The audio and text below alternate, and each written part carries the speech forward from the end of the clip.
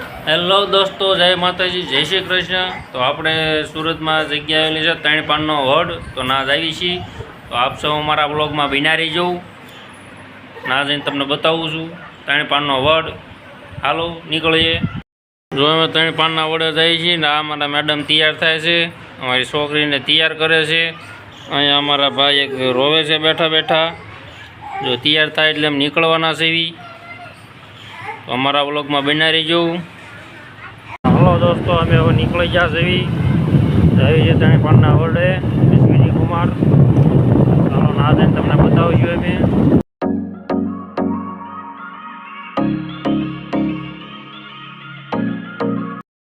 હાલો અમે પહોંચી ગયા છીએ ત્રણપાનના વડલે। તો હવે અમે અંદર ગેટમાં પ્રવેશ કરીશું, આપ જોઈ લેજો।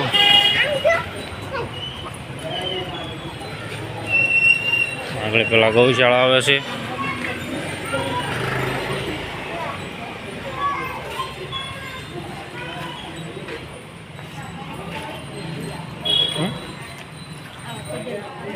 આગળ જો પગજો, આગળ એનો ગાયનો પગજો।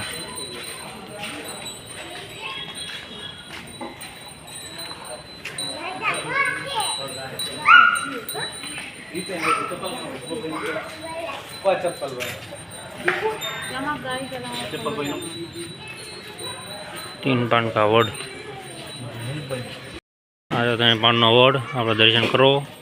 અહીંયા આપણે કરણને બાળવામાં આવ્યો હતો। આ છે ત્રણપાનનો વડ, આમાં 3 પાન છે, ચોથું પાન આવે એટલે ફરી જાય છે 1 પાન।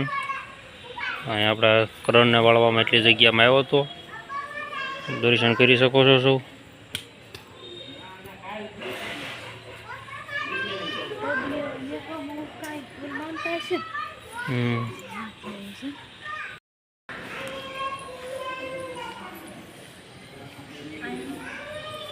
અહીંયા છે આપણે શ્રી કૃષ્ણ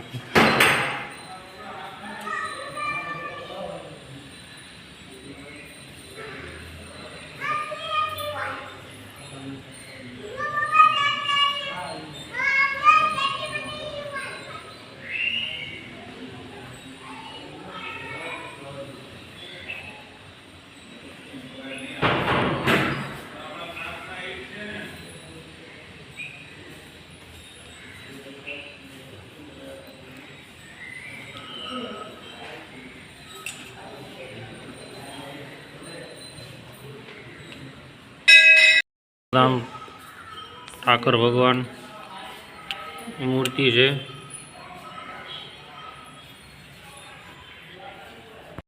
सरस्वती माता है।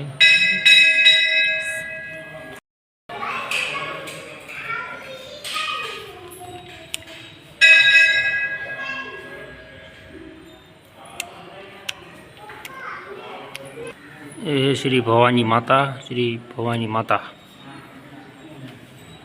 ए भवानी माँ जय प्रश्न। ये रामेश्वर धाम, हर हर महादेव।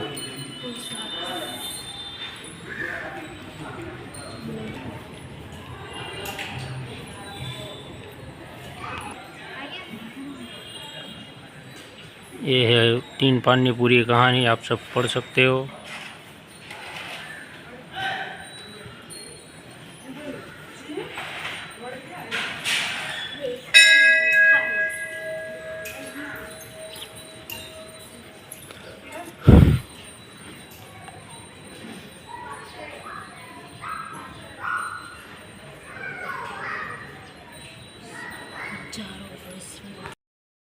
हेलो दोस्तों, तो अमरा वीडियो ने अँ आप एंड करीशू। जो अमरो वीडियो इसमें त्रणपानना वडनो गम्यो होय तो अमरा वीडियो ने लाइक करो, कमेंट करो और शेर करो, सब्सक्राइब करवानुं भूलता नहीं। जय माताजी, जय श्री कृष्ण।